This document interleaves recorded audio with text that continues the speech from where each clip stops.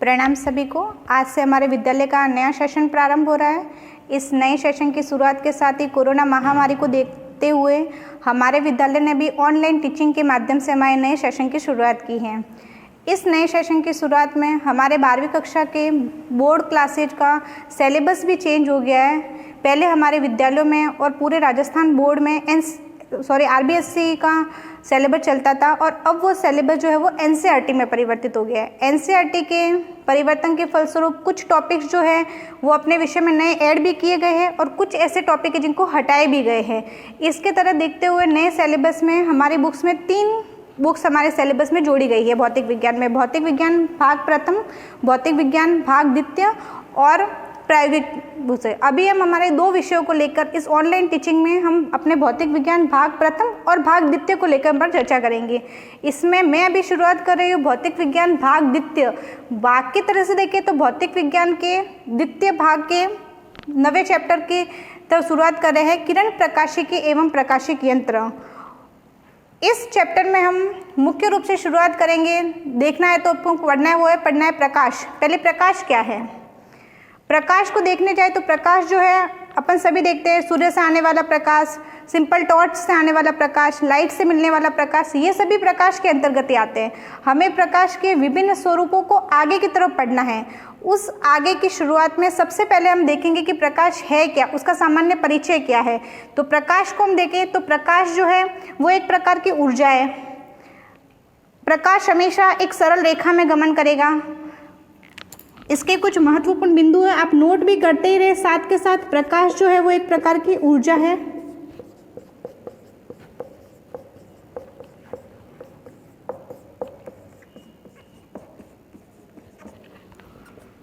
ये सरल रेखा में गमन करता है।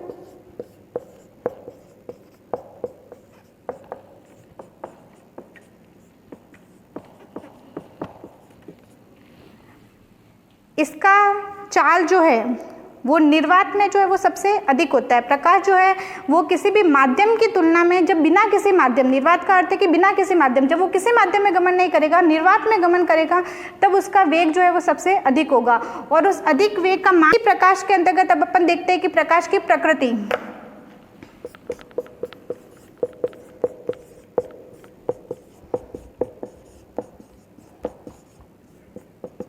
प्रकाश के सामान्य जानकारी में अपन ने 3 बातें देखी। एक कि प्रकाश जो है वो एक प्रकार की ऊर्जा है और ये एक ऊर्जा के रूप में कार्य करता है। जब भी ये गमन करता है तो हमेशा एक सरल रेखा में गमन करता है। उसके बाद अपन ने देखा कि निर्वात में जो प्रकाश का चाल है वो सर्वाधिक होता है। वो सर्वाधिक चाल का मान होता है 3 × 10⁻⁹ मीटर प्रति सेकंड। ये प्रकाश की चाल का मान है। अब अपन देखते हैं कि प्रकाश की प्रकृति कैसी होती है। सामान्य तौर पर प्रकाश होता क्या है, उसकी प्रकृति कैसी है। तो प्रकाश की प्रकृति जो है, प्रकाश हमेशा 2 रूपों में पाया जाता है। एक उसकी प्रकृति होती है कणीय प्रकृति, दूसरी उसकी प्रकृति होती है कणीय प्रकृति और तरंगीय प्रकृति।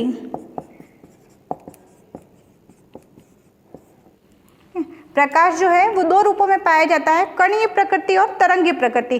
कणीय प्रकृति की बात पड़े तो कणीय प्रकृति की तरफ हम जो चीजें देखेंगे वो कहता है, इसमें बात आता है कि प्रकाश जो है वो कण की भांति होता है। प्रत्येक वस्तु में एक कण की भांति दिखाई देता है। इसके लिए अपन जो पढ़ेंगे, इसकी जो पुष्टि होती है वो है प्रकाश विद्युत प्रभाव।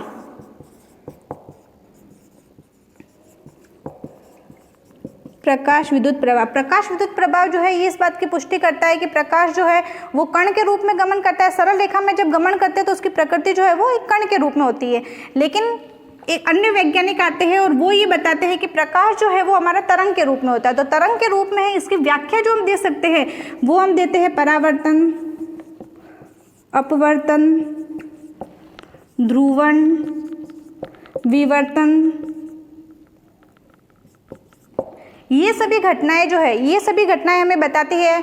व्यतिकरण भी इसके साथ जुड़ती है। तो परावर्तन, अपवर्तन, ध्रुवण, व्यतिकरण, विवर्तन, ये सारी घटनाएं हमें ये बताती है, ये प्रदर्शित करती है कि प्रकाश जो है उसका रूप है वो तरंगीय रूप में होता है। हमें इस चैप्टर के अंतर्गत यही घटनाएं विशेष रूप से पढ़नी है, परावर्तन और अपवर्तन। प्रकाश का परावर्तन किस प्रकार से होता है, उसका अपवर्तन किस प्रकार से होता है। इसके लिए इसके साथ एक शब्द जोड़ा गया, प्रकाशिक यंत्र। तो इन यंत्रों में हम किन यंत्रों का प्रयोग करेंगे, इनसे क्या क्या चीजें बन सकती है, कौन हमारे किस तरह से काम में आ सकते हैं। जैसे हम नया नेक्स्ट टॉपिक इसमें लेते हैं परावर्तन।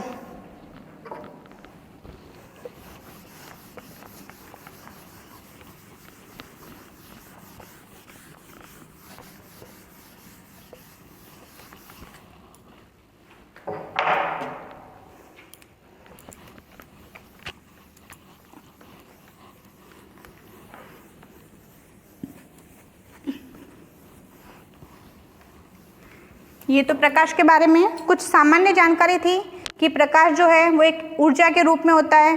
प्रकाश सरल रेखा में गमन करता है। इसका चार्ज जो है 3×10⁹ मीटर प्रति सेकंड होता है। उसके बाद अपन ने देखा प्रकाश की प्रकृति। तो प्रकाश जो है उसकी प्रकृति दो प्रकार की होती है, कणीय और तरंगीय। कणीय प्रकृति के तहत अपने देखा कि प्रकाश विद्युत प्रभाव को अपन ने लिया कि प्रकाश विद्युत प्रभाव के तहत हम पुष्टि कर सकते हैं कि प्रकाश जो है उसकी प्रकृति कणीय होती है। और उसी प्रकार से अपन ने देखा तरंगीय प्रकृति। तो तरंगीय प्रकृति को सिद्ध करने के लिए हम जो घटनाएं देखेंगे उसमें निम्न घटनाएं परावर्तन है, अपवर्तन है, व्यतिकरण है, विवर्तन है, ध्रुवण है। ये सभी घटनाएं जो है वो प्रकाश के तरंगीय प्रकृति को प्रदर्शित करता है।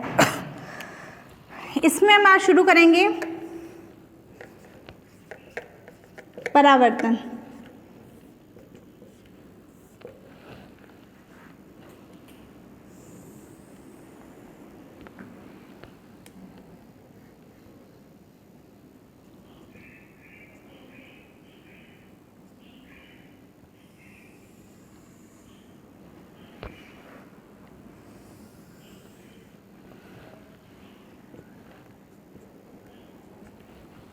ये प्रकाश के परावर्तन के लिए सामान्य डायग्राम है जो अपन 10th क्लास में भी देख के आए हैं, 11th में भी देख के आए। इसका अपन को विस्तृत रूप देखना है।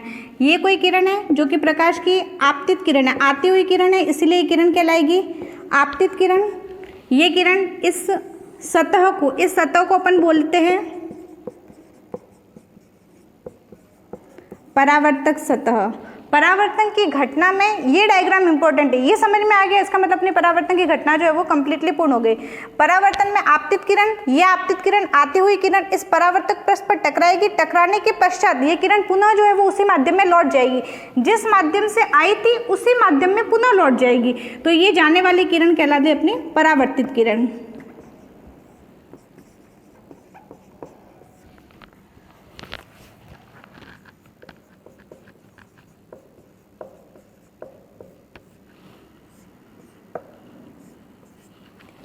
ये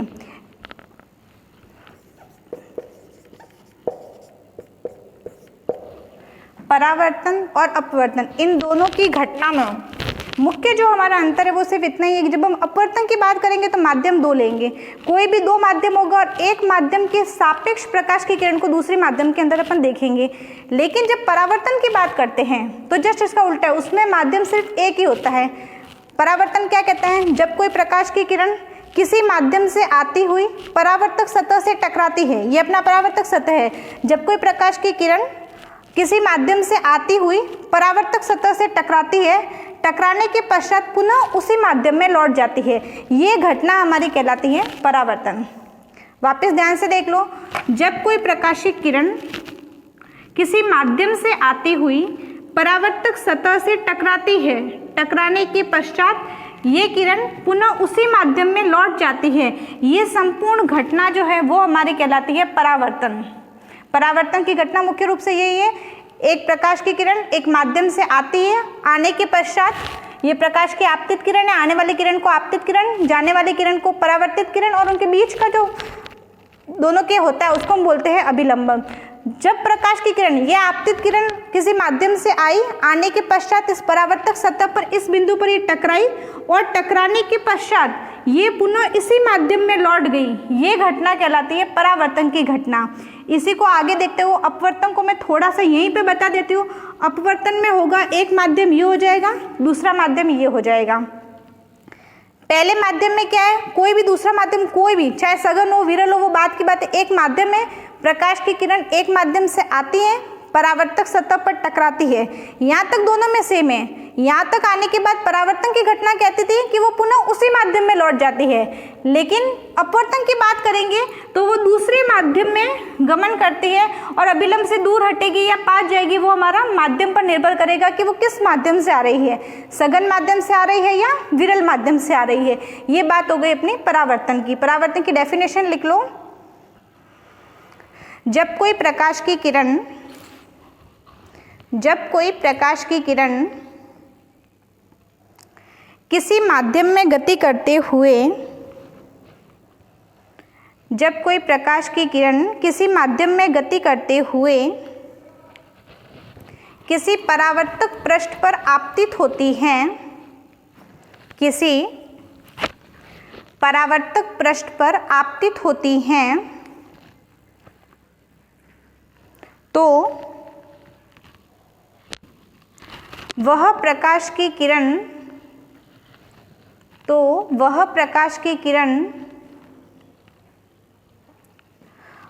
परावर्तक सतह से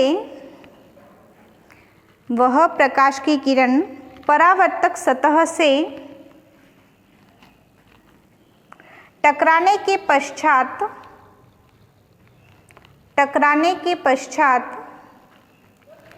पुनः उसी माध्यम में लौट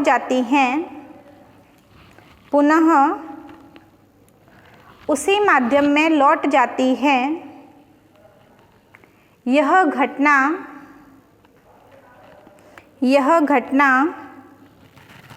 प्रकाश का परावर्तन कहलाती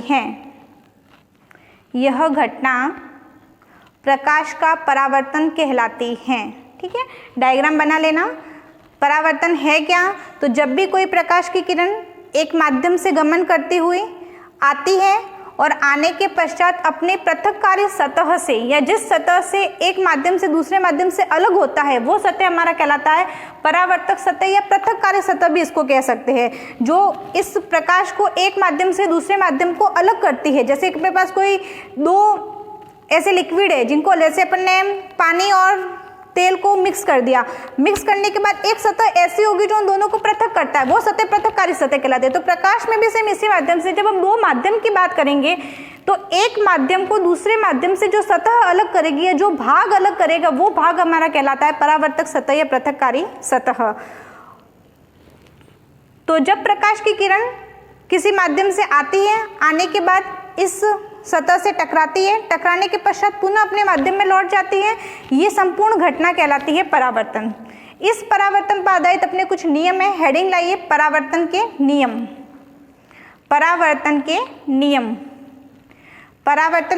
सुन लो, परावर्तन के मुख्य रूप से दो ही नियम है, ये डायग्राम समझ लो, परावर्तन के नियम बिल्कुल अच्छी तरह से क्लियर हो जाएंगे। परावर्तन के नियम क्या कहते हैं? दो नियम है। पहला नियम हमारा ये कहता है कि अपन ने देखा कि आने वाली किरण जो है वो कहलाती है हमारी आपतित किरण, जाने वाली किरण कहलाती है परावर्तित किरण, और इन दोनों के सभी जो किरणें जिस बिंदु पर टकराती है वो सतह हमारी कहलाती है परावर्तक सतह। और इस सतह का जो मध्य बिंदु पर लंबवत रेखा खींचते हैं वो बिंदु या वो रेखा हमारी कहलाती है अभिलंब। तो ये हमारी यही बात करता है कि हमारी आने वाली किरण यानी आपतित किरण, परावर्तित किरण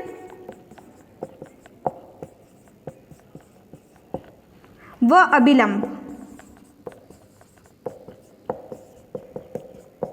तीनों एक ही तल में होते हैं। पहला नियम हमारा कहता है आपतित किरण, परावर्तित किरण व अभिलंब तीनों जो है वो एक ही तल में होंगे। एक पेन है, ठीक है। जैसे ये हमारा कोई सतह है या हमने कोई नोटबुक ले ली,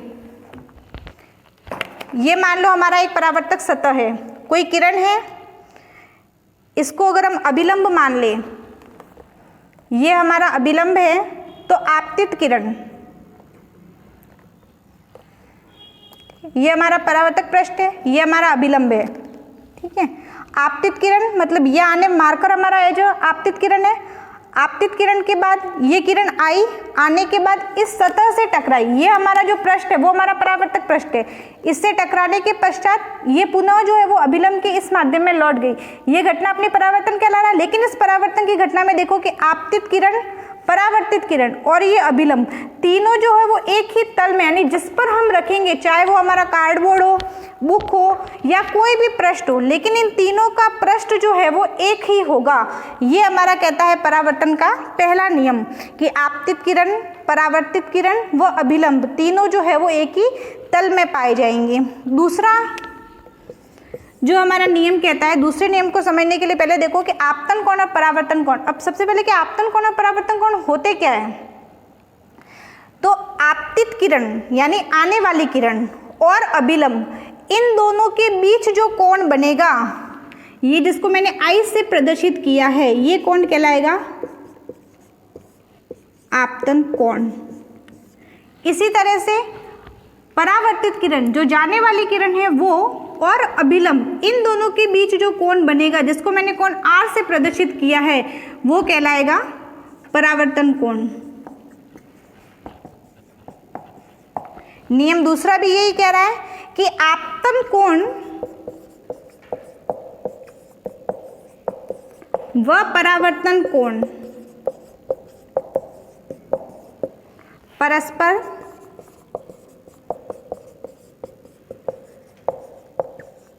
समान होते हैं। ये कह रहा है कि ये कोण आई अभिलंब और आपतित किरण के मध्य में जितना कोण है वो का वो कोण अभिलंब और परावर्तित किरण के मध्य में होगा। तो ये कहता है कि आपतन कोण व परावर्तन कोण का मान परस्पर समान होता है। कोण आई जो है वो बराबर है कोण आर के। ये कहलाता है परावर्तन का द्वितीय नियम। परावर्तन का प्रथम नियम था आपतित किरण, परावर्तित किरण और अभिलंब तीनों जो है वो एक ही तल में होंगी। एक ही तल का मतलब है, मान लो आने वाली किरण बोर्ड से टकरा रही है तो वो टकराएगी भी बोर्ड पे और जाएगी भी बोर्ड से ही टकराकर, और उनके मध्य का जो अभिलंब है वो भी इनके बीच में ही उस बोर्ड के तल पर ही होगा। तो ये तीनों एक ही तल पर है। ये परावर्तन का प्रथम नियम। दूसरा नियम कहता है कि इनके मध्य का कोण, जिस कोण से या जिस दूरी से आपतन किरण अभिलंब के बीच कोण बनाता है उतना का उतना कोण अभिलंब और परावर्तित किरण के मध्य होगा। मतलब आपतन कोण और परावर्तन कोण, इन दोनों के मध्य दूरी जो है वो समान होगी। इस दूसरे नियम में एक मुख्य बात है कि अपन ने देखा परावर्तन, तो परावर्तन भी फिर से दो प्रकार का होता है। ये कोण बराबर किस कंडीशन में होंगे, तो अपने दो बात आती है कि परावर्तन जो है वो भी दो प्रकार का होता है, नियमित परावर्तन और विसरित परावर्तन।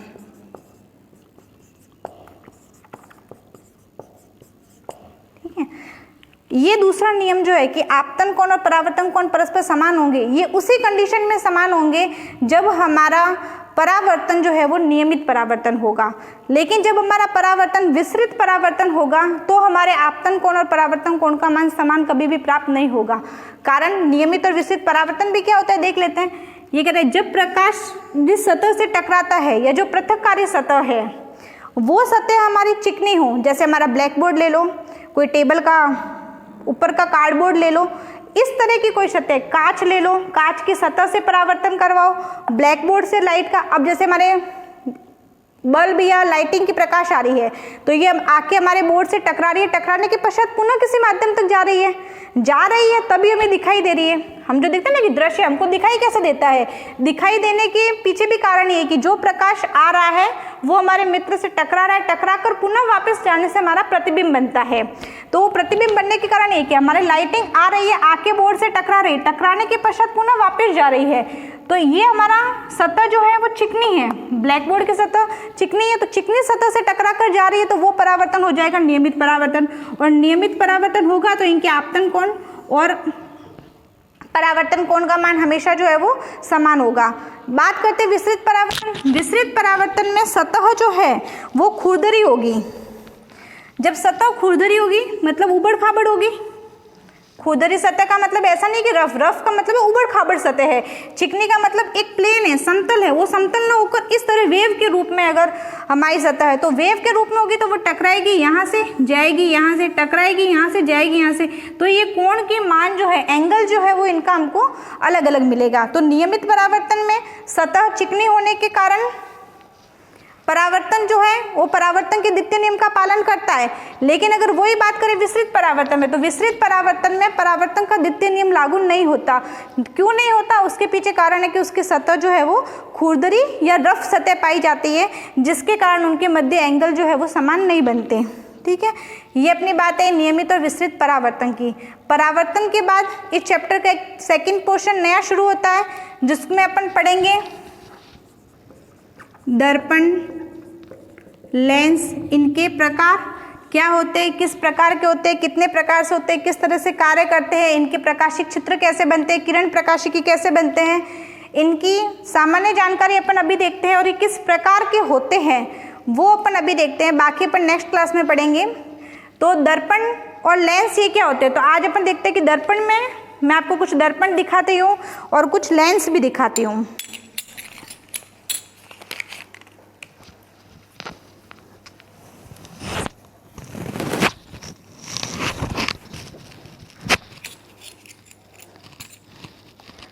दर्पण में सबसे पहले अपन को समतल दर्पण में पढ़ते हैं। समतल दर्पण मतलब अपने घर का आईना, अपने घर का कांच ले लो, अपने घर का आईना ले लो, वो हमारा समतल दर्पण की तरह कार्य करता है। कोई भी ऐसा कांच या कोई भी ऐसा पदार्थ जिसकी चमकीली सतह हो और जिसकी एक सतह जो है वो पॉलिश कर दी हो, इस तरीके से ये है इसकी, ये एक चिकना सतह है, चमकीली सतह है, और इसकी एक सतह जो है वो हमने पॉलिश करके उसको बंद कर दिया। तो इस प्रकार का कोई भी कांच है या कोई भी चिकना चमकीला चीजें हैं जो दर्पण की तरह करेगी वो कहलाएगी दर्पण, जिसकी एक सतह को हम पॉलिश कर देते हैं और दूसरी सतह चमकीली हो जो हमारा प्रतिबिंब को बता सके, वो हमारा कहलाता है दर्पण। ये दर्पण भी दो प्रकार के होते हैं, उत्तल और अवतल। ये हमारा उत्तल दर्पण है क्योंकि बाहर से उभरा हुआ और किनारे जो है वो पतले हैं। इसी तरह से हम बात करते हैं लेंस की। तो दर्पण और लेंस में सिर्फ इतना फर्क है, दर्पण को हमने देखा था तो दर्पण की एक सतह इस तरह से पॉलिश की होती थी और दूसरी सतह जो है वो चमकीली होती थी। लेकिन जब हम लेंस की बात करेंगे तो लेंस की दोनों सतह जो है वो चमकीली होती है इस तरह से। ये हमारे पास अभी उत्तल लेंस है, उत्तल लेंस में इसकी ये सतह भी ऐसी है और इधर से देखें तो ये सतह भी ऐसी है, इसकी कोई भी सतह जो है वो पॉलिश की हुई नहीं होती, ठीक है, वो कहलाएंगे अपने दर्पण। दर्पण भी दो प्रकार के होते हैं, यूँ तो अलग अलग प्रकार के होते हैं, गोलीय भी होते हैं, वो भी होते हैं, लेकिन अगर सामान्य मुख्य तौर पर अपन बात करें तो दर्पण दो प्रकार के होते हैं, उत्तल दर्पण और अवतल दर्पण। लेंस की बात करें तो लेंस भी अपने दो प्रकार के होते हैं, उत्तल लेंस और अवतल लेंस। और एक अपन ने पढ़ा समतल दर्पण। सबसे मुख्य जो है, मुख्य तो क्या, स्टार्टिंग जो अपन करेंगे वो अपन समतल दर्पण से करेंगे कि समतल दर्पण क्या होता है, वो किस तरह से कार्य करता है। जब अपन समतल दर्पणों को आपस में जोड़ देते हैं तो परावर्तन के पश्चात उनमें कितने प्रतिबिंब दिखाई देते हैं या प्रतिबिंबों की संख्या कैसे निकालते हैं, वो सब अपन नेक्स्ट क्लास में पढ़ेंगे। अभी के आज के लिए इतना ही।